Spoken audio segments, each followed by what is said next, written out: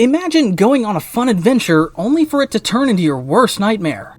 That's exactly what happened to Morris Baetzold on October 5th, 1956. What started as a simple exploration at Wildcat Cave quickly turned into a terrifying struggle for survival. Morris, a 15-year-old from the Methodist children's home, was no stranger to Wildcat Cave. He had snuck in many times before to escape the chaos of his life. On this day, excitement filled the air when the kids from his home set out on a bus trip to a nearby village. But fortune took a twist when the bus got a flat tire and the trip was rerouted to Wildcat Cave. For Morris, it was a golden opportunity to explore the cave more deeply than ever before. He eagerly set off with his friends, not knowing that this adventure was about to turn into a desperate fight for survival. During a school trip, Morris got separated from his friends while exploring the cave. As he navigated a tight passage, he became trapped between two boulders, stuck upside down for over 24 hours. Despite desperate efforts to free himself, Morris was unable to move. The rescue operation involved firefighters, volunteers, and a young Eagle Scout who finally succeeded in pulling him out using ropes and a special solution. Morris was rescued and taken to the hospital where he received treatment for his injuries. But how did that happen, and why did it happen? The Wildcat Cave is no ordinary cave. It sits perched 15 feet above a dry stream bed and starts off with a manageable 4 feet of height. But as you go further in, the cave narrows, dropping to a crawling height. Morris knew it was dangerous. He'd gotten lost in it before, but he still couldn't resist the temptation to explore its deeper, darker passages. This time, however, the cave's dangers proved too much. Separated from his friends, Morris wandered deeper into the cave, his excitement quickly turning to panic as he realized he was lost. The cave's passages were twisting and turning, and his attempts to retrace his steps only led him further into trouble. In his desperation to escape, Morris squeezed through a narrow, slippery crevice between two boulders, only to find himself stuck headfirst, wedged tightly between the rocks. As Morris tried to navigate the tight passage, his situation became increasingly dire. At first, the tightness of the crevice seemed manageable, but as he moved deeper, it became clear that he was completely stuck. The space around him was dark and cramped, making it difficult to stay calm. Every time Morris tried to wiggle or push his way out, he only seemed to get more wedged between the boulders. The fear began to set in as he realized that no one was nearby to hear his calls for help. Panic grew as he understood that his only hope was for rescuers to find him before it was too late.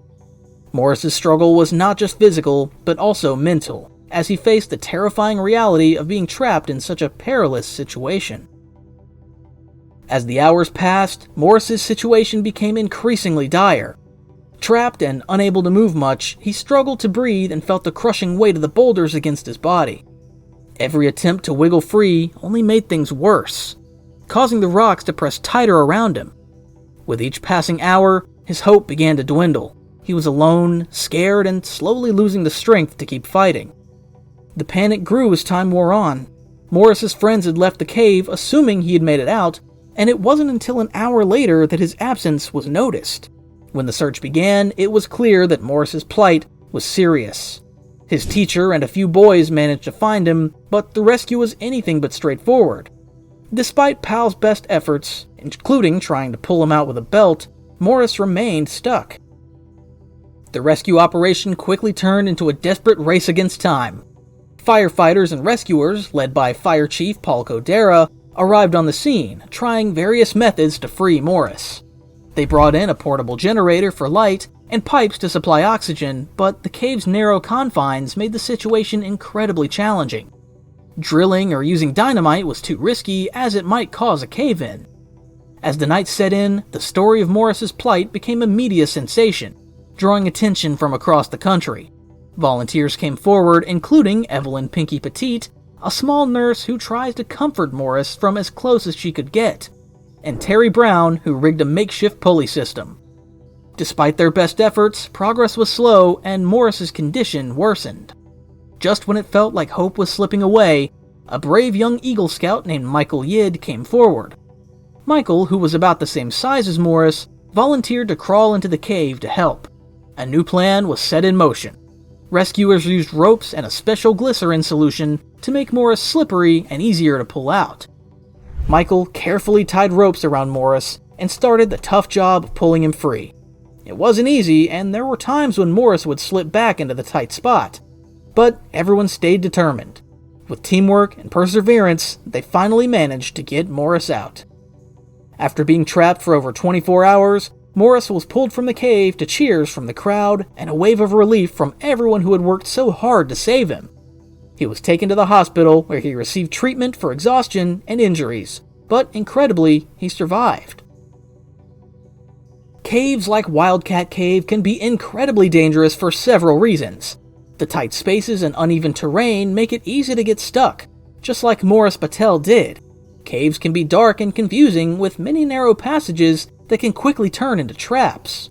According to studies, accidents in caves happen more often than many realize, with some reports indicating that cave rescuers are needed around 2,000 times each year in the US alone. The risk is higher in places where the terrain is rough and the cave systems are complex. Morris's terrifying experience at Wildcat Cave is a clear example of how quickly a simple exploration can become a life-threatening situation. Understanding these risks is crucial for anyone planning to explore caves, as it's essential to be prepared and cautious. Morris Baetzold's scary experience in the Wildcat Cave reminds us of both the excitement and dangers of exploring unknown places. His story shows how a fun adventure can suddenly become a fight for survival. What do you think would have happened if Michael Yid hadn't come to help? How do you think Morris felt when he finally got out of the cave? What safety tips should people follow when exploring risky or unknown places? Give your feedback in the comment section below. And if you found this video helpful, don't forget to hit like and subscribe to our channel. Thanks for watching. We will catch you in the next one.